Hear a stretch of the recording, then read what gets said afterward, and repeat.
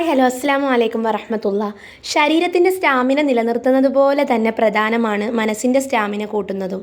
ജീവിത വിജയത്തിനും ലക്ഷ്യങ്ങൾ സ്വന്തമാക്കുന്നതിനും പ്രതിസന്ധികളിൽ പതറിപ്പോകാതിരിക്കുന്നതിനും നല്ല സ്റ്റാമിന മനസ്സിനും ഉണ്ടാക്കിയെടുക്കണം.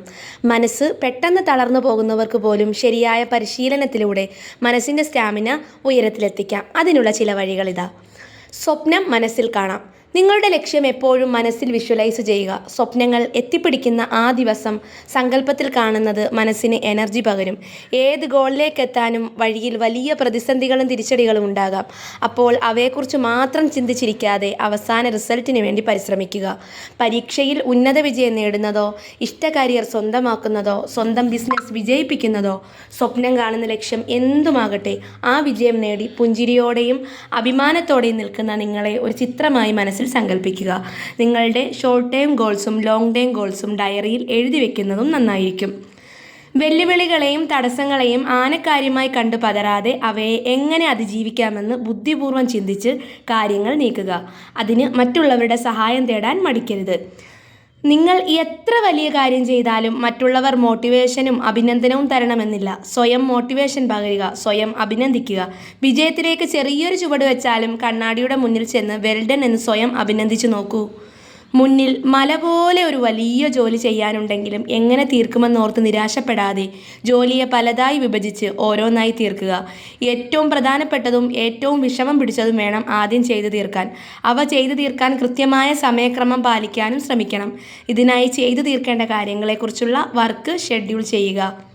ശ്രദ്ധ കേന്ദ്രീകരിക്കാനുള്ള കഴിവ് കൂട്ടുക. ഒരു സമയത്ത് പല കാര്യങ്ങൾ വലിച്ചുവാരി ചെയ്യാതെ ഒന്നിൽ മനസ്സർപ്പിച്ച് ചെയ്താൽ അതിൻ്റെ ക്വാളിറ്റി കൂടും.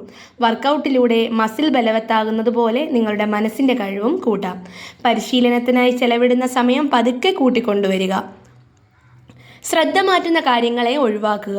നിങ്ങൾ ലക്ഷ്യം നേടാനായി കടുത്ത പരിശീലനം ചെയ്യുന്ന സമയത്ത് ശ്രദ്ധ തെറ്റിക്കുന്ന പല സംഗതികളും ഉണ്ടാകും. അനാവശ്യമായി സമയം കൊല്ലുന്ന ഫോൺ വിളികളും സോഷ്യൽ മീഡിയയിൽ അനാവശ്യമായി സമയം പാഴാക്കുന്നതും ഓൺലൈൻ ഗെയിം കളിക്കുന്നതും പോലുള്ള കാര്യങ്ങൾ ഒഴിവാക്കാൻ കർശനമായ നയം സ്വയം സ്വീകരിക്കാം. ലക്ഷ്യത്തിനായി സ്വയം സമർപ്പിക്കുമെന്ന് ഒരിക്കൽ കൂടെ ഉറപ്പിക്കുക.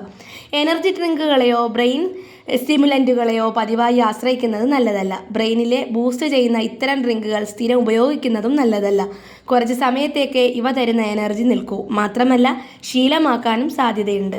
നിങ്ങൾ ഏതെങ്കിലും വലിയ അഗാധമോ വിഷമമോ വ്യക്തിപരമായ നഷ്ടമോ ബ്രേക്കപ്പ് പോലുള്ള സങ്കടമോ ഉണ്ടോ ഒക്കെ നേരിട്ടുണ്ടെങ്കിൽ വിശ്വസ്തരായ അടുത്ത സുഹൃത്തുക്കളുമായി പ്രശ്നങ്ങൾ പങ്കിടണം. പ്രശ്നം മനസ്സിലൊതുക്കി ആരോടും പറയാതെ സ്വയം അടക്കി വെക്കുന്നതും വിഷാദത്തിലേക്കും മെൻ്റൽ എനർജി നഷ്ടപ്പെടുന്നതിലേക്കും നയിക്കും. വൻ സുഹൃത്ത് വലയം ഉണ്ടായില്ലെങ്കിലും ആത്മാർത്ഥ സ്നേഹവും വിശ്വസ്തതയുമുള്ള കുറച്ചു നല്ല സുഹൃത്തുക്കൾ കൂടെയുണ്ടാവുമെന്ന കാര്യവും മറക്കാതിരിക്കുക. ഇനി ഒരാളിനോടും പങ്കിടാനാവാത്ത അത്ര സ്വകാര്യമായ പ്രശ്നമാണെങ്കിൽ അത് മുഴുവൻ ഒരു ഡയറിയിലേക്ക് പകർത്തുന്നത് മനസ്സിൻ്റെ ഭാരം ലഘൂകരിക്കാം.